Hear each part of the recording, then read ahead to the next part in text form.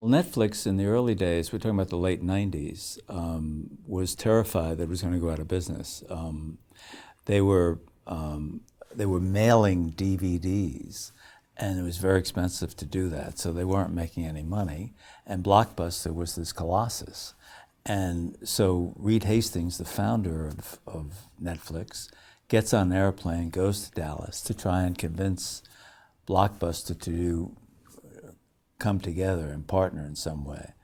Ultimately, what he really wanted was for Blockbuster to buy Netflix and for Netflix to be their long-range online arm, because he knew one day you would be delivering television over or video over the internet. And Blockbuster could have its stores, but he thought the stores would be in decline, as in fact happened.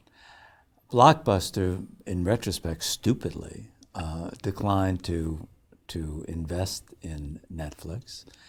And within a couple of years, Netflix had basically helped destroy Blockbuster. Blockbuster was an old technology. You went to a video store to rent a video. Most of the top 20 movies were already out of stock because people had rented them. So there's a lot of frustration.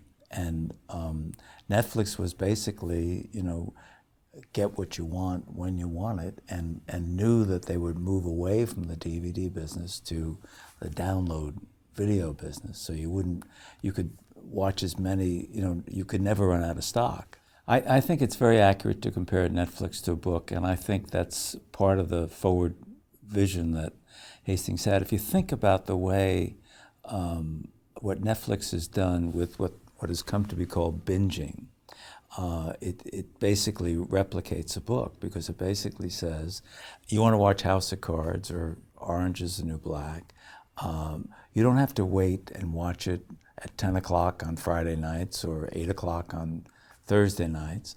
You can watch it whenever you want. And by the way, you don't have to watch commercials. And by the way, which means the show is longer. And by the way, you don't have to watch a single episode. You can watch multiple episodes. Watch it as long as you want. Eat as much as you want. Just as when you read a book. You want to read more than one chapter, you read more than one chapter. So the analogy is apt, and I think he was smart about that. Blockbuster had the resources, and had it been smart enough to go online, invest some of those resources to go online, they would have decimated Netflix. Blockbuster was, its ownership didn't want to spend the money. They were engaged in battles with Carl Icahn, a potential takeover effort on his part. And they suffered the classic innovator's dilemma, which was they basically said, we have a good existing business with these thousands of video stores. Why should we disrupt it for a maybe business, the online world that may never pan out? And let's stick to the knitting, keep to the knitting. And that's what they did, and they lost the knitting.